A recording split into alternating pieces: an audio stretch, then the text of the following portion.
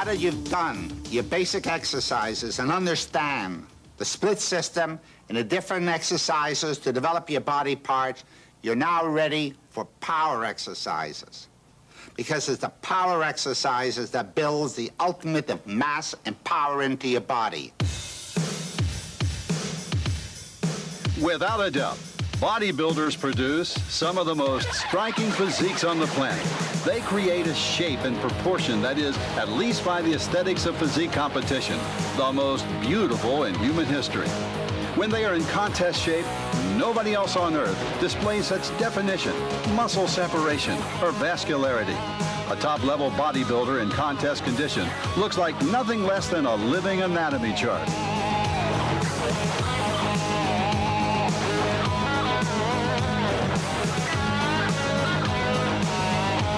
Qualities such as muscularity, shape, definition, and proportion are really the end products of a long process of training and diet.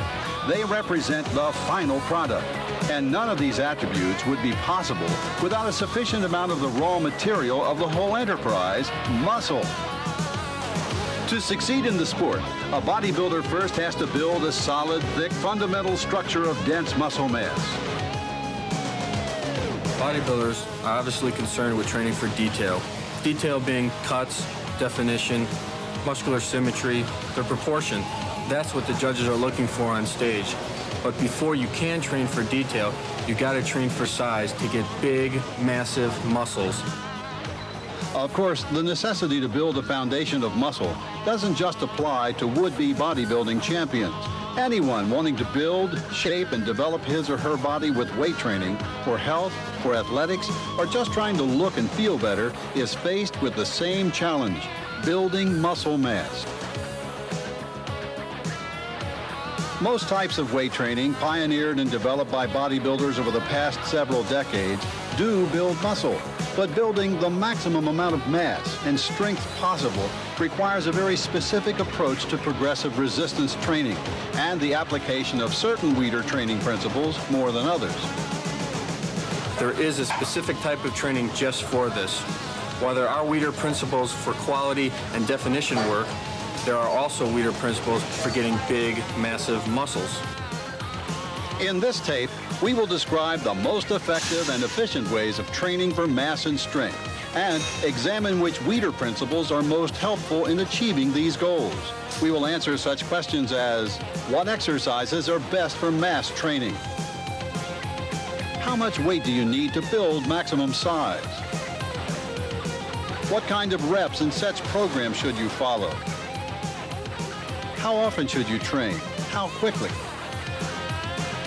How much rest and recuperation do you need? What special training principles should you employ? And what kind of diet is best for getting big and strong?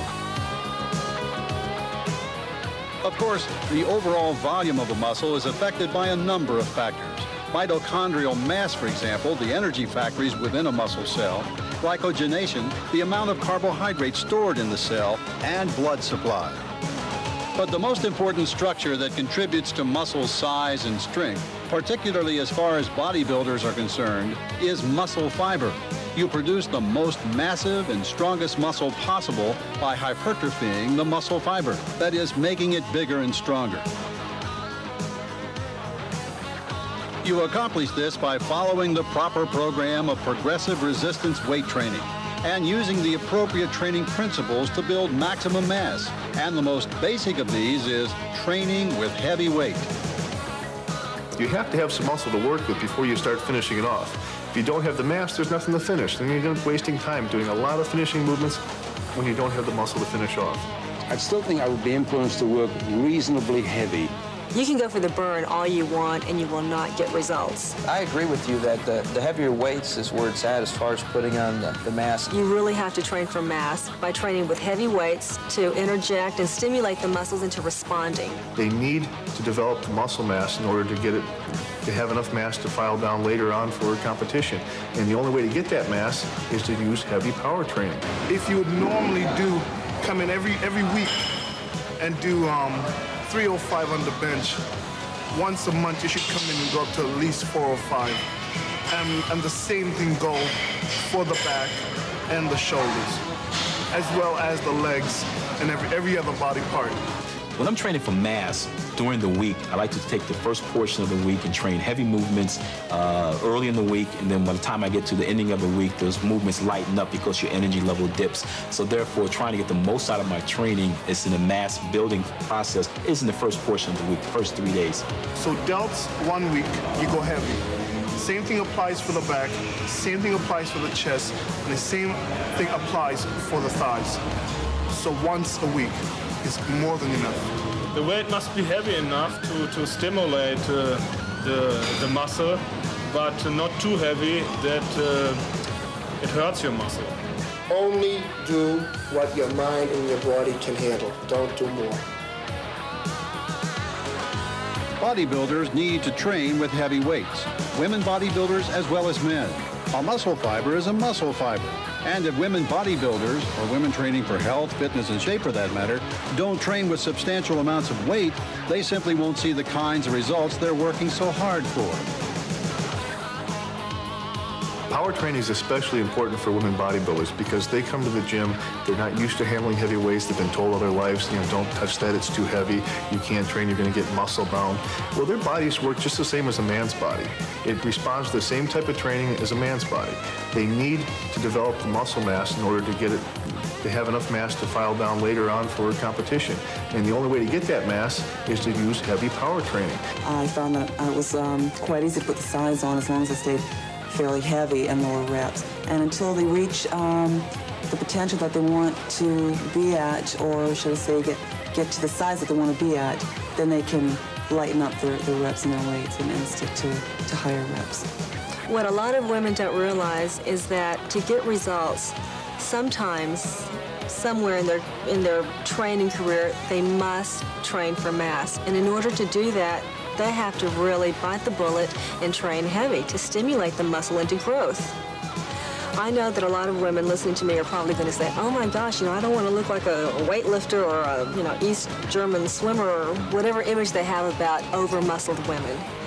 What they don't realize is when you talk about toning, when you talk about firm and tight bodies, you're talking about nothing more than muscle mass. And I think every woman alive wants a tight, firm body. A woman in bodybuilding definitely needs a certain amount of muscle. She needs to define it. Without the muscle, she has nothing to define. You can go for the burn all you want, and you will not get results. You will get burn and lactic acid buildup, and I've known lots of women who have burned their way through aerobics videos, and they get nothing but burnt out muscles. That does nothing for shape.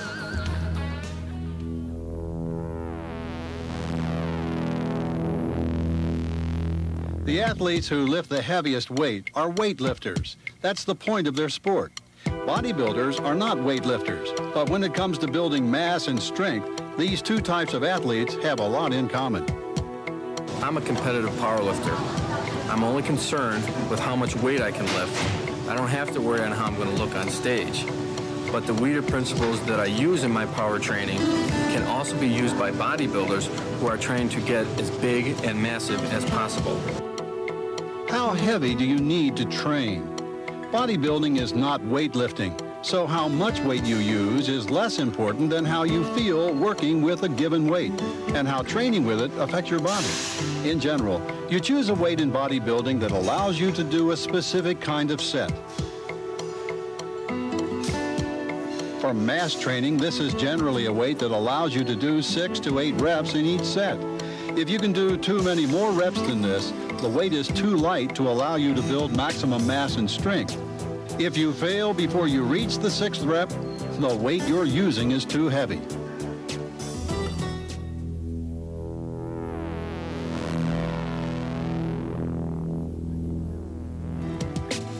Training heavy is important for building mass, but what kind of training equipment you use is also extremely important. For the most part, bodybuilders intent on building maximum mass and strength should rely as much as possible on free weights, barbells, and dumbbells. The human body has evolved over millions of years to deal with the force of gravity, to lift, carry, and move things that have weight.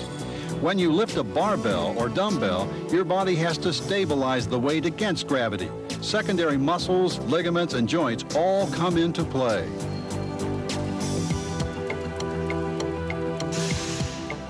The electrical activity in the entire nervous system that results when you do this is a clear sign of how much attention the body pays to something that has weight, as opposed to something that simply offers resistance, such as a machine in which you push back and forth along a track or rotate a cam. Free weight is the best form of training because you can utilize machines. I believe machines like 20% of bodybuilding, 15%. The advantage about free weight, you have a greater freedom, range of motion. You control the weight. It works other muscles. You're not going one direction. You have other muscles coming to play. And the fact that enables you to stretch more, work out more, and to keep the tension. When you use the machines, you go one direction, and the machine actually helps build the exercise for you, with you. With free weight, it's 100% of yourself. I was brought up in the old school of bodybuilding where the free weights are the way you gain size. I myself enjoy being big, I like being muscular, and I don't think I could ever achieve it through using machines. You know, you've seen Arnold back in the days when he started, all free weights, and those guys they were big, muscular men. I think that if you want to build mass, you use the barbells. I'm the old timer, believing in barbells and dumbbell presses to build the mass. I don't think you can build muscle size through machines. This is only my opinion. Other people disagree. I would use, say, the machine presses if I want to do something like a superset, even get a little bit more creative, doing a superset of, say, side laterals, cables supersetted with, say, a machine press. And I can get more isolation in that delt, but it's more of like a shaping exercise and more of a finishing exercise that would do right before, getting ready for a contest. But I do think that you can get a much nicer, toner-looking physique through machines.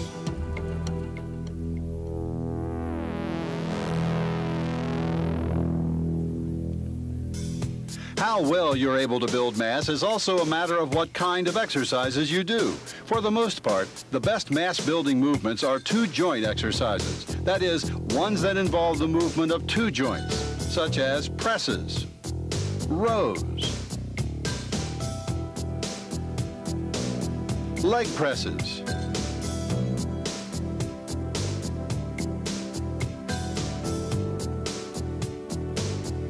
and squats, as opposed to isolation exercises such as curls,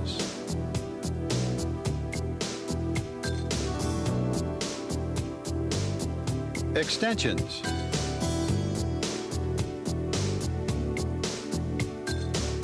or laterals in which movement takes place only at one joint. Two-joint exercises involve more different muscles, which is ideal for mass training. They also give you a mechanical leverage advantage, which means you can handle more weight and give your muscles that much harder a workout. Daily training for mass will only center around the movements that I use, which will be basically power movements. Any two-handed or two-footed movements that are designed to give me the most power in any type of exercise that I choose. You want to use exercises that's going to be most effective for you. You want to use basic movements such as power clean movements. You want to use all your push-pull basic movements, presses, overhead, squatting to build overall body mass. And for the back, it would be T-bar run. For your back, bend over T-bar, lat thickness building movements. Leg pressing, for example, is my favorite for the leg building.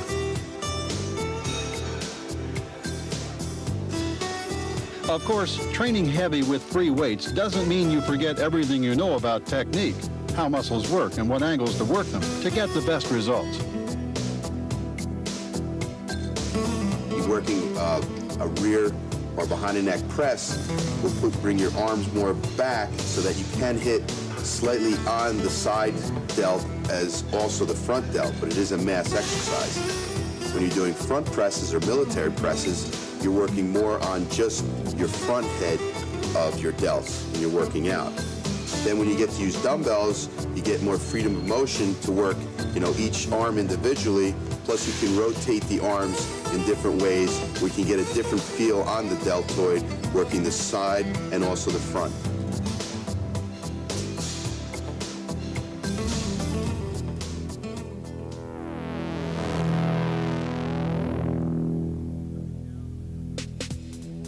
Cutting down on your rest between sets, doing more in the same or less time, and adding additional sets and reps to your workout are all ways of increasing training intensity, but they don't apply when it comes to mass training.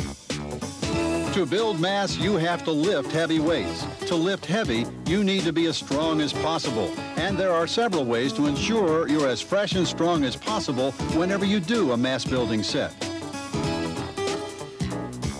Do your heavy mass training sets at the beginning of your workout. Get plenty of rest between heavy sets, at least 1 minute, although more than 3 minutes will not create added recuperation. Schedule your heavy workouts at the beginning of your training cycle. When you're doing a lot of heavy training, take extra days off if you feel you haven't totally recovered. In power type training, rest and recuperation are very important. Rest between sets and rest between workouts. Without enough rest between sets, you're going to risk getting sloppy with your movements. You're going to be a little bit weak on your next set, and you risk injury that way. Without enough rest between workouts, you're basically not going to have enough time to recover. The more intense you train in this power type training, the more recuperation. You have two variables. You have training and you have recuperation or rest. If you increase one, you have to increase the other. One doesn't go without the other. Keep in mind, you stimulate growth when you train, but actual growth takes place during the period of recuperation following training. If your sets are intense enough, extending your rest time between workouts can often increase growth. So don't be in too much of a hurry to get back onto the bench or back into the gym when you're training for size and strength. But remember, more than 3 minutes rest is a waste of time, since by then you'll get all the recovery possible during that workout. You also need to extend your rest time between heavy workouts, either by adding extra rest days or by cycling training. That is, scheduling lighter workouts in between heavy training days. So at least once a week, you should do at least one workout that's just for mass. You don't want to do it all the time because then it becomes very hard on the joints and they can't take it. Yeah, power training is great, but you cannot do it all the time. You have to cycle your training. You have to be able to give your body time to relax. You can't be stressing your joints. Power training is extremely stressful on the joints of your body and on the connective tissue. So you have to be able to step back and train a little more relaxed and a little more conventional in between. Say you do 6 or 8 week cycles of each, and this works out fine. It gives your body time to recover, it gives your joints time to recover, and you don't have the risk of injury.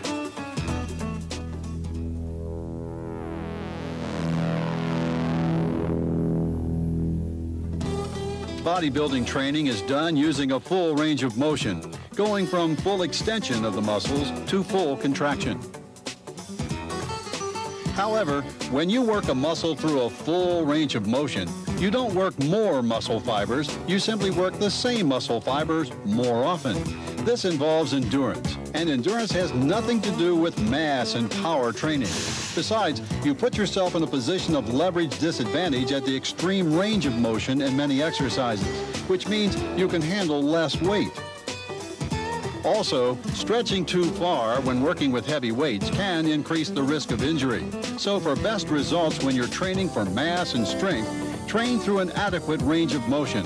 But don't worry about stretching too far at the bottom or locking out too much at the top.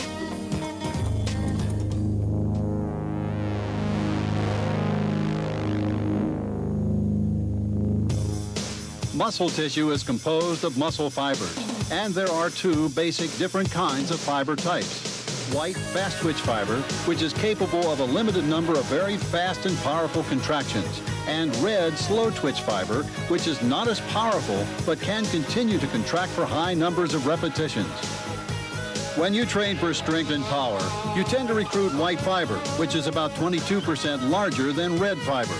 Endurance workouts, on the other hand, any kind of exercise which involves sustained activity over a long period of time, relies more heavily on the action of red fiber.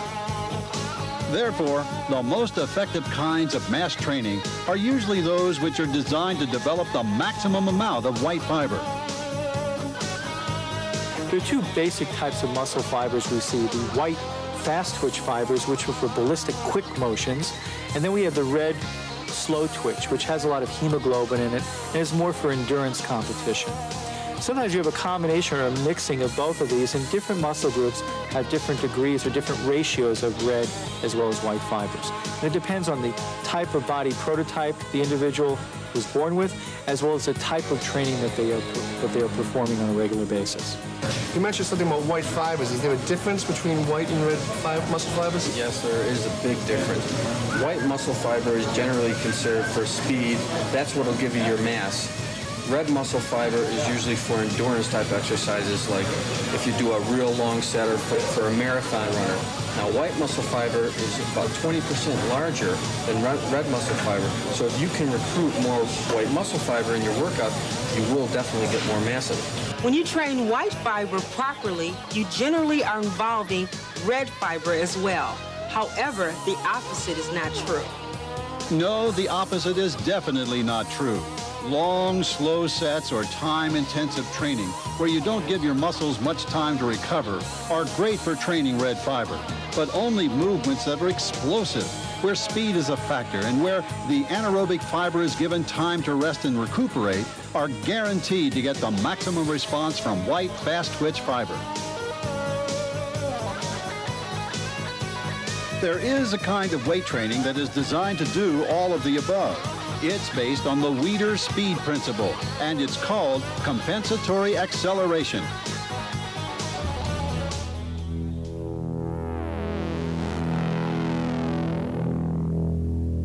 An excellent mass-building technique is taking the weight and instead of under a slow and controlled movement, using what we call compensatory acceleration, and that's using the weight a little bit faster. Now, usually this is done in a power type workout in the 6 to 8 repetition range. What moving the weight faster is going to do is going to call in more of the white muscle fibers.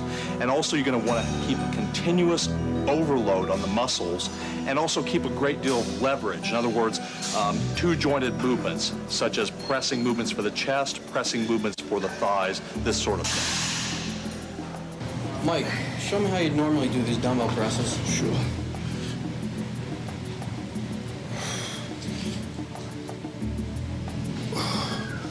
I try to keep my form nice and strict, never letting the weight get out of control.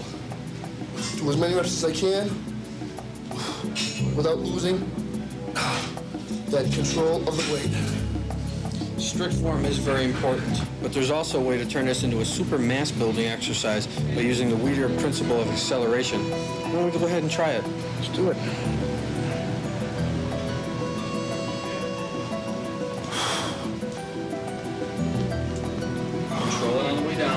Accelerate all the way up to the top. There you go. From the bottom, all the way to the top. Don't slow down. Remember, we want to recruit all the white muscle fiber we possibly can. See how big we can get you. Squeeze. There you go. Drive. Nothing but shoulders. Accelerate. Good. Squeeze. One more. Speed. Good. How'd that feel? Incredible. It felt like there was 20 or 30 more pounds in the bar. It's actually the same weight you used in the first place. You know, I noticed I got more of a pop out of that set, too. Worked a lot harder. Incredible. The explosive type training I'm talking about as far as for putting on size is different than powerlifting in that you're doing controlled sets. You're not just going for a max amount of weight for a single repetition or even doing, sets of 4 just to build strength. You're building muscle too, so you're doing controlled movements but in an explosive fashion. It's not just pure powerlifting, just trying to move the weight. You're still filling the weight, but you're training as heavy and explosive as possible with maintaining control. It's a controlled explosion from the bottom and you follow through with it all the way. It's constant acceleration. You want to think of accelerating the weight through the movement instead of just moving the weight. You want to be constantly trying to accelerate, push harder as you're going up. And this is the way it puts a lot of stress on the muscle and you get a lot of good results from it. Hey, this is lightweight for you, isn't it? Actually is, but it's enough weight just to show you the Weider acceleration principle. Squatting, what's your heaviest squat anyways? 964. 964, you got this. This is ice cream for you. Let's go.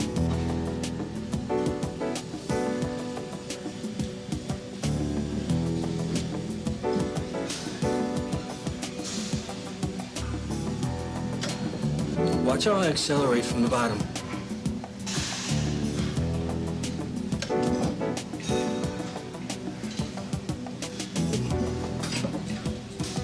All legs, huh? Nice and strict, too. Yeah, that's why you pause a little bit. Pausing at the bottom. No problem. Easy.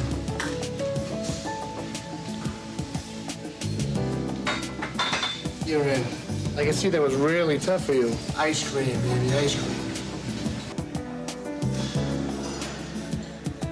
Supposedly one of the wonders of modern exercise machines is their ability to give you variable leverage. Well, actually, compensatory acceleration, which is the basis of power training, also gives you variable leverage. It works this way. When you're going through a movement, you have, at different points, at a leverage advantage or leverage disadvantage. That is, you're stronger in some places because of mechanical advantage and you're weaker in others. Now, if you're accelerating the weight as much as you can, if you're driving the weight up ballistically, what happens is, at the parts of the movement in which you're stronger, you drive the weight faster, which makes it heavier. Now, at the parts where you're not as strong, where you're weaker, then the weight is lighter. So what you've done is you've created a situation in which, when you're weaker, the weight is lighter. When you're stronger, the weight is heavier. For instance, in a bench press, as you get the bar down to your chest, then you're weaker. So as you accelerate up, you can't push it as fast. The bar at that point is lighter. But as you start to straighten out your arms and you get a mechanical advantage, well, at that point, the bar becomes heavier. You're stronger, the bar is heavier. Well, that's variable leverage. You don't need a complicated exercise machine to do that. You can do it with free weights and compensatory acceleration.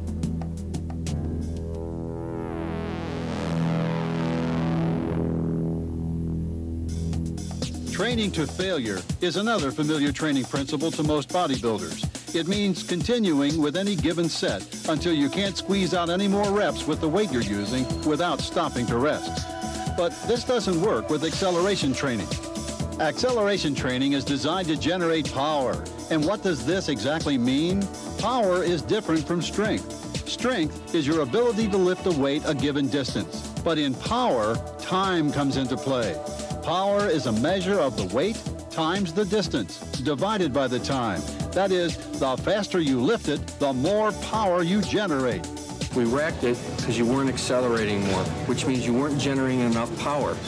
When you can't generate enough power, it's not good for mass training. I understand that. I felt that when I was coming towards the end, the 8th rep. So for acceleration training, you don't train to failure, you train to the failure of power.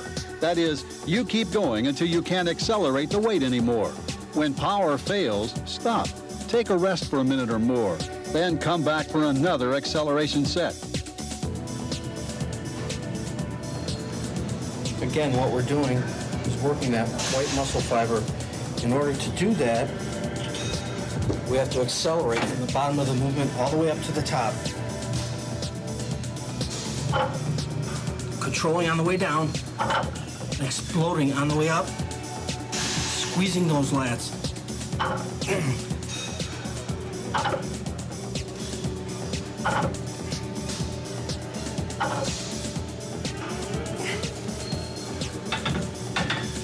Remember, 6 to 8 reps to the failure of power. I would suggest you exercise caution with fast ballistic movements. Again, when you move quickly, it's now an inertial factor. You have weight moving at a very rapid speed. So this type of training just hits the white muscle fibers of the body in order for you to gain more mass? It hits a lot more white muscle fiber than red muscle fiber. You obviously do it in your training, but if you can consciously know that you are doing it, you can do it all the time. And I still have the feeling that doing this type of exercise, I'll be throwing the weight around, doing cheating. Oh, not at all. You're actually controlling the weight more than you normally would. You're concentrating with your mind more. Training explosively is not cheating, and it's not totally disorienting yourself from the movement. You still want to have that mind-muscle link, and you still want to feel the movement through the range, but you're going to do it explosively. Remember, endurance is not a factor. Take your time and generate maximum intensity in each set. Make sure you rest between sets, and don't overtrain by trying to do too much heavy training in the same workout. And finally, when making the transition from heavy training to quality training in an eclectic workout, employ all of the Weider quality training principles listed in Tape 9, such as full range of motion, peak contraction, etc.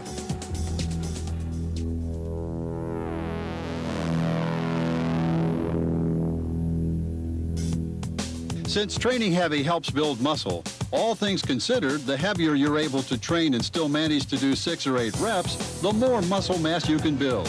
One intensity training principle that helps you to do this is forced reps, a technique in which your training partner helps you to lift a weight just a little too heavy for you, or to force out more reps in a set than you could do on your own.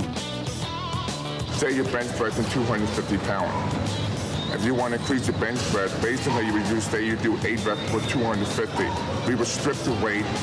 After you do one set, do 225 and 200. The next time you handle 260 or 270 because the fourth rep you have someone there to spot you. You force yourself to increase the rep.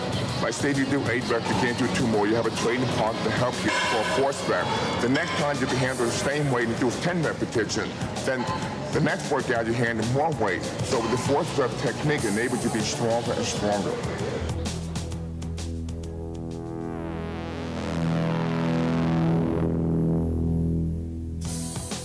You do have to eat to grow.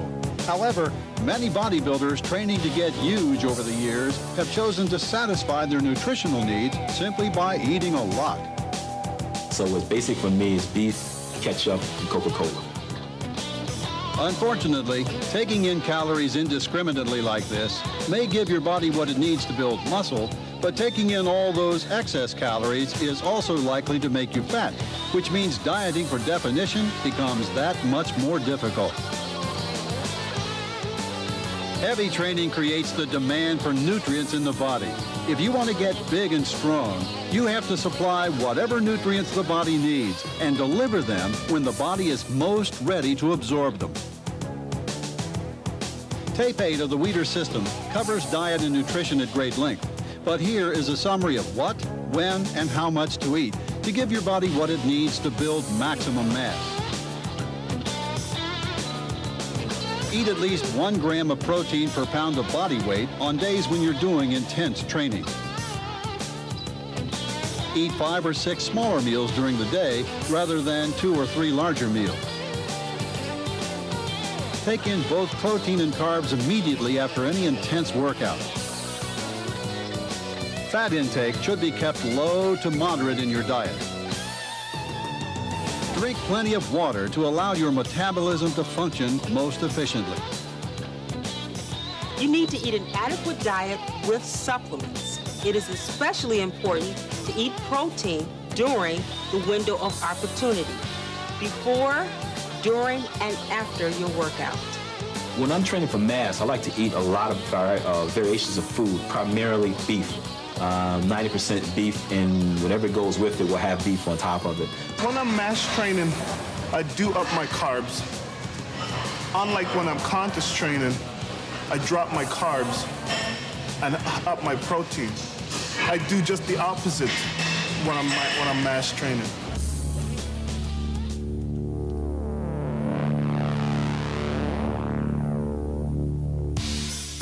Train with heavy weights. Your muscles will not grow unless you overload them with progressively heavy poundage.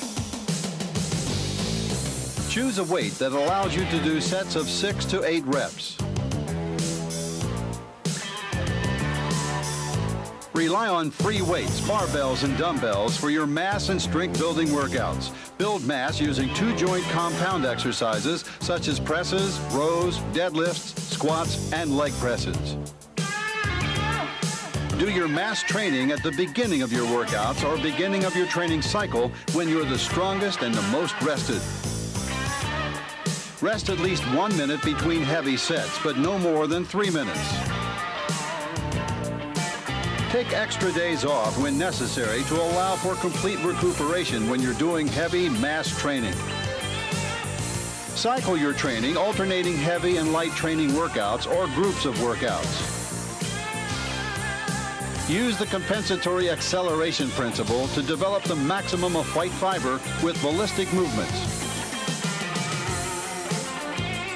Train to the failure of power, your ability to accelerate a weight rather than to the point where you can't move the weight at all.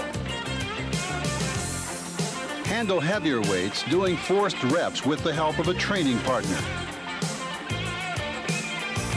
To develop as much mass and strength as possible, eat at least 1 gram of protein for every pound of body weight on heavy training days, and eat a sufficient number of calories to allow your body to grow. Remember, strict dieting and maximum muscle gains don't mix. Now that you know everything you have to know about power training and building mass and power, you must master nutrition, because nutrition is what's going to turn your mass training and power training into muscularity, shaping, and muscularizing and hardening your body. You don't have to begin weight training at 15, 16, 20. You could begin weight training at 70, because the important thing, it makes you feel good about yourself. Bodybuilding can have a positive effect on anybody's life. It can help you lose weight and give you more confidence. You don't have to be a champion, you know, to be involved in bodybuilding. It's the thrill of watching your body change and just loving it, you know.